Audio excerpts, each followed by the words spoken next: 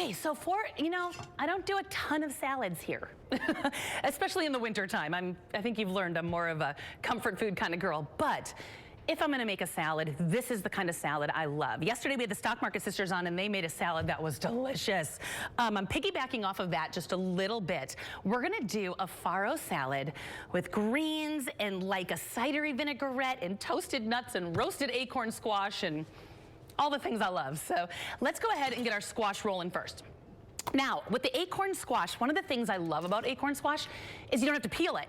You can eat the whole thing. Sometimes people don't like to do squashes because you gotta peel them and they're high maintenance. These are very low maintenance. So now let's say it's rolling and you're not super excited about your knife skills. Just cut a little edge off the bottom and that'll hold it flat. So at least that way you're not too worried about having it roll all over and cutting your fingers off. And I'm gonna go ahead and take each end off. Now I talk about knife skills and getting a good knife. These are one of those days you get a good knife because sometimes these can, like a sweet potato or a squash, they get a little hard. They're a little hard sometimes to cut through. So make sure you got a nice sharp knife. Now I'm gonna go ahead and cut it in half. And inside are some seeds. We need to get those seeds out. I do have a trash right here. I am not throwing them on the floor. Just want to make sure we're clear on that. So I'm gonna go ahead and scoop out the seeds. So easy, that one's done. Knock this one out as well. All right, so once the seeds are out,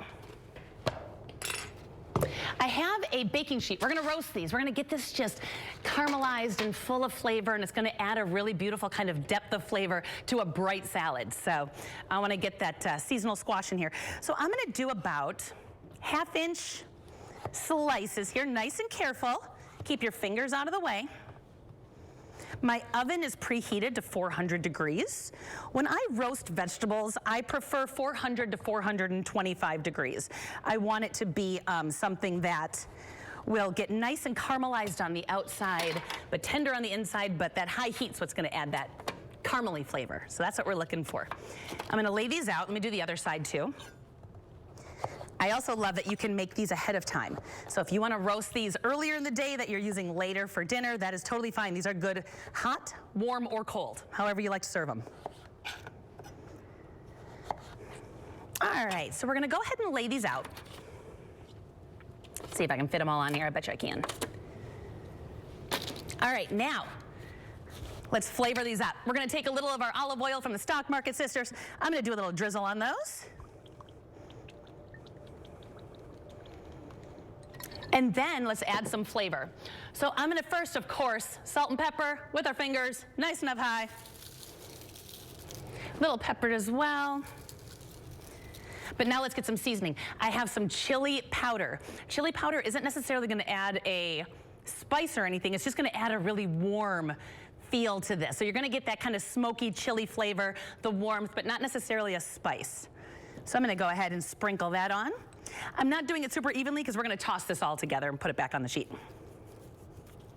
But I go a little bit heavier. I like some good flavor on this. I don't find acorn squash to be a squash that has tons of flavor. I wanna add it in. But it does have a ton of flavor when you roast it because then the water evaporates, it gets caramelized. Delicious. Cinnamon, of course. Let's add a little bit of that cinnamon flavor on here. And now I'm just gonna kind of toss it around. Let it get on both sides because we got a bunch on the bottom of your sheet pan here. Both sides get a nice little coating. If you feel you need to add a little bit more oil, do it. I think I'm in a good spot here. Turn them back over, single layer, and roast them up till they're golden and delicious. I have one ready to go I want to show you.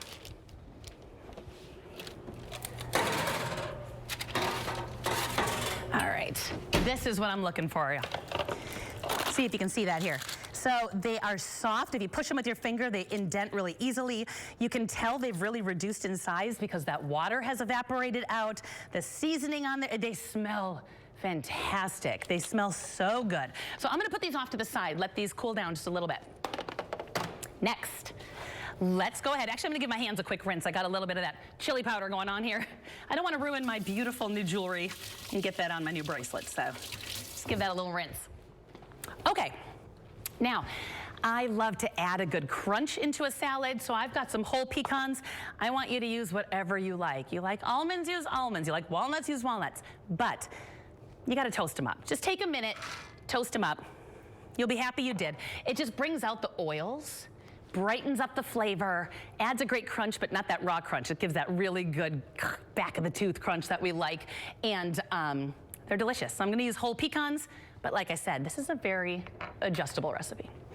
All right, so now one of our key ingredients here is farro. If you have never had farro before, it looks like barley, and it's the oldest ancient grain. It's from Italy. It is delicious. I have used farro for 20 years. It's just an amazing way to add fiber and protein to your diet, but it doesn't taste like a health food. It tastes like a comfort food. I make risottos out of it. I mean, there's so many things I've done with farro. So I just made some and put it to the side. You just boil it. Just do whatever the instructions say. Couldn't be easier. Let's make a vinaigrette. All right, so in a bowl, I'm gonna do about, let's do about 2 tablespoons or so of our stock market olive oil. That looks about right. We're gonna go ahead and do a little apple cider vinegar. I'm gonna brighten this up, and to me, apples with pecans and farros and squash, it all comes together really well. Those are flavors I love together. All right, we're gonna do a little bit of chili powder. I'm just gonna sprinkle some in. I can always add more later, but this is gonna kind of enhance the chili powder that we found in our squash. Smoked paprika, you know I love smoked paprika, just doing a dash. Add a little smokiness.